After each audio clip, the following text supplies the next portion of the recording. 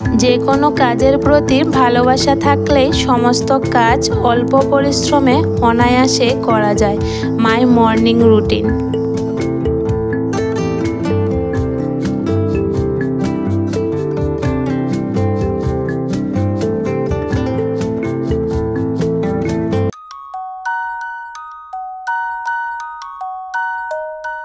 রাধে রাধে বন্ধুরা, good morning. কেমন আছো তোমরা সবাই? আশা করি যে যেখানেই আছো ভালো আছো, সুস্থ আছো। আমরাও ভীষণ ভালো আছি। আজকে একটু দেরি করে ঘুম থেকে উঠেছি, কারণ আজকে ছেলেটারও স্কুল নেই, তার জন্য একটু দেরি করে উঠলাম। প্রতিদিন জানো তো সকাল সকাল ঘুম থেকে উঠতে না আর ভালো লাগছে না, ভাবলাম আজকে একটু দেরি করেই উঠি। তো দেখো এখানে ঘুম থেকে উঠেই মেয়েটাকে কিন্তু টিফিন করালাম, তারপরে ধরলাম কাজে। আর আমরা কিন্তু এখনও টিফিন করিনি, একটু পরে করব। আজকে বাবাইয়ের পাপাও বাড়িতে আসবে, তো ও আসার সময় নাকি কাঁঠাল নিয়ে আসবে, তার জন্য এখন অবধি টিফিন করিনি। আজকে লাস্ট কাঁঠাল খেয়ে নেব। আর জানো তো গরমের মধ্যে কাঁঠাল খেতে কিন্তু ভালো লাগে না, তারপরও নিয়ে আসে, কি আর করব, কয়েক কুশ খেয়ে নিই। কাঁঠাল কিন্তু আস্তে আস্তে শেষ হয়ে যাচ্ছে, তো আজকে নাকি লাস্ট আনবে, এরপরে আর আনবে না, কারণ গরমের মধ্যে একদমই খাওয়া যায় না।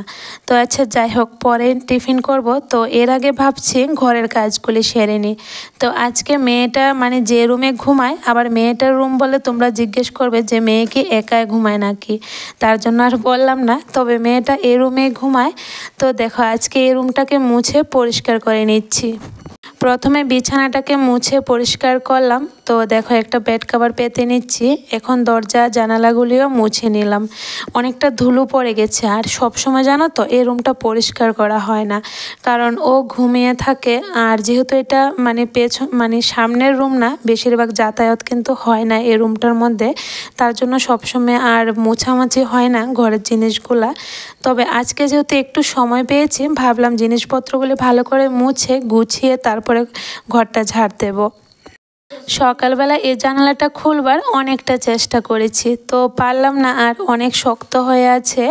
যেহেতু এই জানালাগুলি খোলা হয় না এই রুমের, তার জন্য জানো তো অনেকটা শক্ত হয়ে আছে। তো এখন বাবাইয়ের পাপা এসেছে, ও খুলে দিল।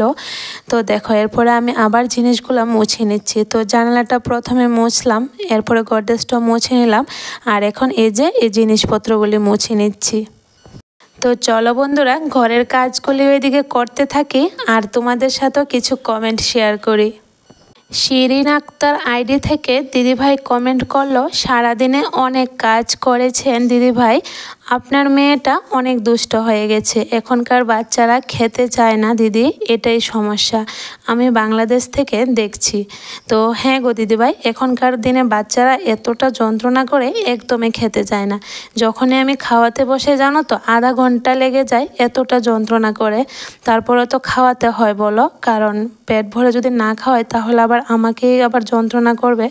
তো একটু সময় হাতে নিয়ে কিন্তু ওকে খাওয়াই। আর হ্যাঁ দিদিভাই, তুমি বাংলাদেশ থেকে আমার ভিডিও দেখছো, এটা শুনে কিন্তু আমি ভীষণ খুশি হয়েছি। তো তোমাকে অনেক অনেক ধন্যবাদ, তুমি এত দূর থেকে আমার ভিডিও দেখছো আর এত সুন্দর একটা কমেন্ট করেছো। ঘরের জিনিসপত্রগুলি ভালো করে মুছে নিয়েছি, তো এখন দেখো একদম কোনাকানি মেরে ভালো করে ঘরটা ঝাড় দিলাম। তো এখন চলে আসলাম সামনের রুমে। আর জানো তো প্রচণ্ড গরম লাগছে, তার জন্য চুলগুলি উপরে করে বাঁধলাম।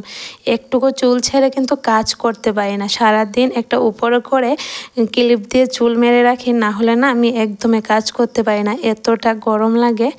তো আচ্ছা যাই হোক, চলো, গরমের দিনে তো গরমই লাগবে, গরমের দিনে ঠান্ডা থোড়ি না লাগবে। তো ওই রুমটা পরিষ্কার করে এখন চলে আসলাম সামনের রুমে। তো বিছানাটা গুছিয়ে নিলাম। দেখো না, বিছানাটা গুছানো হলে ঘরটা কিন্তু অনেকটাই গুছিয়ে যায়। এতক্ষণ সময় বিছানাটা আগোছালো ছিল, ঘরটা কিন্তু এলোমেলো হয়ে আছিল। তো এখন যেহেতু বিছানা গুছানো হয়েছে, এতটা ভালো লাগছে দেখতে।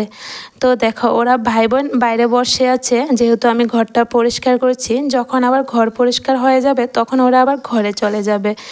তো দেখো ঘর পরিষ্কার হয়ে গেল, এখন বারান্দাটাকে ভালো করে ঝাড় দিয়ে দিচ্ছি। বালিশগুলি আজকে একটু রোদে দিলাম, রোদের তাপটা খুব ভালোই ছিল, তার জন্য বালিশগুলো রোদে দিলাম। আর জানো তো এখন সময়টা যে কি বুঝতে পারি না, হঠাৎ বৃষ্টি, হঠাৎ গরম, আবার হঠাৎ রৌদ্র উঠে, মানে কখন কি হয়ে যায় কিছুই বোঝা যায় না। তো আচ্ছা যাই হোক, কী আর করব, মানে এটার সাথে তো আর বলে পারবো না যে কখন কি হবে, যেহেতু এটা ভগবানেরই সব কিছু সৃষ্টি, তো ভগবানের উপরে তো আর যেতে পারবো না। তো আচ্ছা যাই হোক, যখন যে পরিস্থিতি সেটাই মেনে চলতে হবে। তো দেখো ঘর দুয়ার পরিষ্কার করা হয়ে গেল আমার, এখন চলে আসলাম কাঁঠাল ভাঙতে। কাঁঠাল ভাঙাটা কিন্তু অনেকটা যন্ত্রণা, মানে বিরক্তকর, কারণ কাঁঠালটা ভাঙলে হাতের মধ্যে আঠা লেগে যায়, তারপরে আবার আঠা ছাড়াতে হয়। তো এই জন্য না একদমই ভালো লাগে না কাঁঠাল ভাঙতে। ভালো না লাগলেও তো ভাঙতে হবে কাঁঠাল, কিছু করার নেই।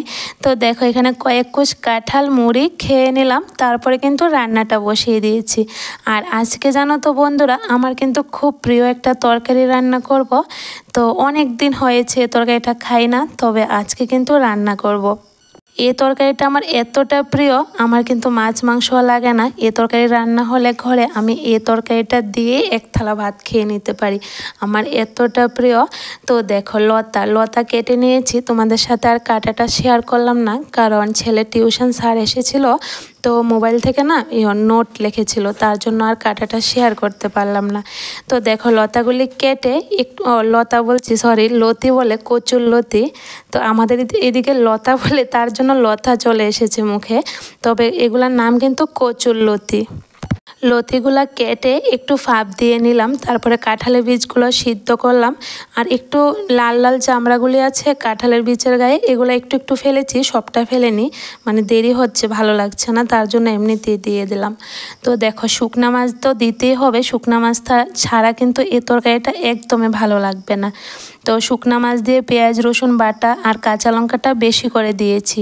তো সব কিছু তেলের মধ্যে ভেজে তারপরেই কিন্তু সিদ্ধ করে রাখা, মানে একটু সিদ্ধ করেছি লতি আর কাঁঠালের বীজ একসাথে দিয়ে দিয়েছি। এখন আস্তের জালে তরকারিটা হবে, কারণ এটার মধ্যে বেশি জল টল দেব না। আর এদিকে দেখো আমি কয়েকটা সাজনা পাতা আর তেলাকুচি পাতা মিলিয়ে বড়া বানিয়ে নিচ্ছি। আজকে আর বেশি কিছু রান্না করব না, কারণ আমাদের ঘরে এভাবে কচুরলতি রান্না হলে আর কিছুই লাগে না, সবার কিন্তু প্রিয়, তবে আমার একটু বেশিই প্রিয়। তো দেখো এখন যেহেতু লতি তরকারিটা নামাচ্ছি, দেখছি আমার কিন্তু আবার জিভে জল চলে এসেছে, আমার এতটা প্রিয় বলতে পারো। রান্না বাড়া শেষ, আজকে আর বেশি কিছু রান্না করব না, যেহেতু সকালবেলা তো ভাত খাবে না কেউ, দুপুরে খাওয়া হবে। তো কচুর লতি তরকারি আর সাজনা পাতা আর তেলাকুচি পাতার বড়া দিয়ে হয়ে যাবে দুপুরটা। তো দেখো এখানে এখন সব কটা বাসন আমি ধুয়ে নিচ্ছি, অনেকগুলো বাসন জমে গেছে। তো বাসন ধুয়ে তারপরে রান্নাঘরও পরিষ্কার করলাম। এখন কিন্তু স্নান করে চলে এসেছি ঘরে। ছেলেটা মোবাইল থেকে আজকে নোট লিখেছে অনেকক্ষণ সময়, তার জন্য আর বেশি কাজকর্ম তোমাদের সাথে শেয়ার করিনি, আর রান্নাঘর পরিষ্কার কিছুই আর শেয়ার করতে পারিনি। তো দেখো এখন স্নান করে একটু ক্রিম মেখে নিচ্ছি। সারাদিন পরিশ্রম করে যখন স্নানটা সেরে ঘরে আসি না, ফ্যানের নিচে বসি, এতটা ভালো লাগে কি বলবো। সকাল থেকে কিন্তু কাজে ধরেছি, ঠিক আছে একটু দেরি করেই উঠেছি, তারপরও কিন্তু রেস্ট নেই, একটার পর একটা কাজ করেই যাচ্ছি। আর এমনি তো দেখবে যে কোনো কাজের প্রতি ভালোবাসা থাকলে কিন্তু সমস্ত কাজ অল্প পরিশ্রমে কিন্তু অনায়াসে আমরা করে নিতে পারি। তো আজকে সকাল থেকে যেহেতু কাজে ধরেছি, দেরি করেই ধরলাম, তবে এই যে কাজের প্রতি ভালোবাসা রেখে কিন্তু কাজগুলি করলাম, তার জন্য খুব তাড়াতাড়ি কাজ সেরে নিতে পারলাম। স্নান করার সময় কাপড়গুলি ধুয়ে দিয়েছিলাম, তো আর মেলা হয়নি, কারণ বৃষ্টি হয়েছিল একটু সময়, আবার কমে গেছে।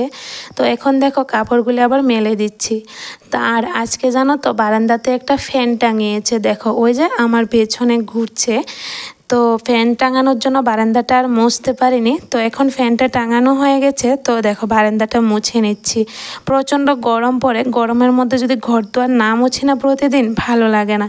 তবে ঘর তো মানে যে কটা রুম আছে সবগুলি রুম কিন্তু আমি একদিনে মুছি না, ভাগ করে করেই মুছি, একদিন আর মোছা হয় না। তবে বারান্দাটা কিন্তু প্রত্যেক দিন মুছতে হয়, কারণ বারান্দাতে সারাদিন আমার মেয়েটাও খেলা করে, আমরাও বসি, তো বারান্দাটা মুছে না রাখলে একদমই ভালো লাগে না। আমি যে আমার সারাদিনের সংসারের কাজগুলি বন্ধুরা তোমাদের সাথে শেয়ার করি, তোমাদের কাছে কেমন লাগে অবশ্যই কিন্তু কমেন্টে জানিও।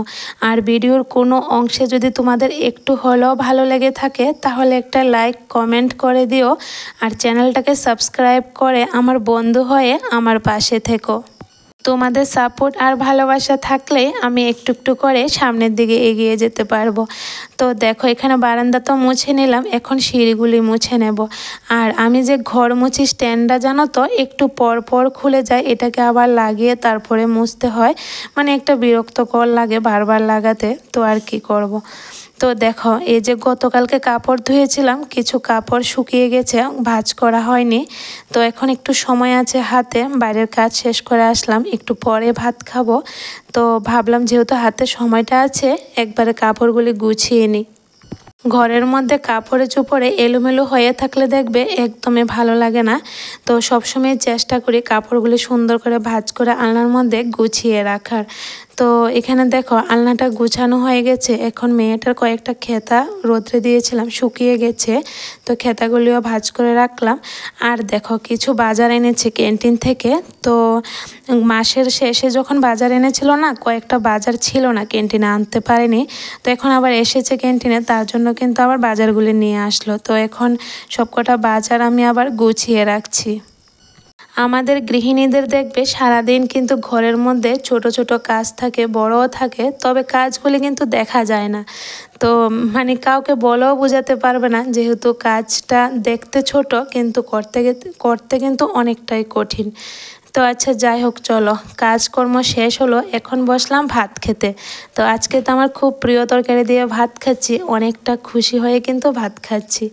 তো চলো বন্ধুরা আজকের ভিডিওটা আর বড় করি না, এখানে শেষ করি। কেমন হলো অবশ্যই জানিও। দেখা হবে আগামীকাল নেক্সট কোনো ব্লগে। সবাই ভালো থেকো।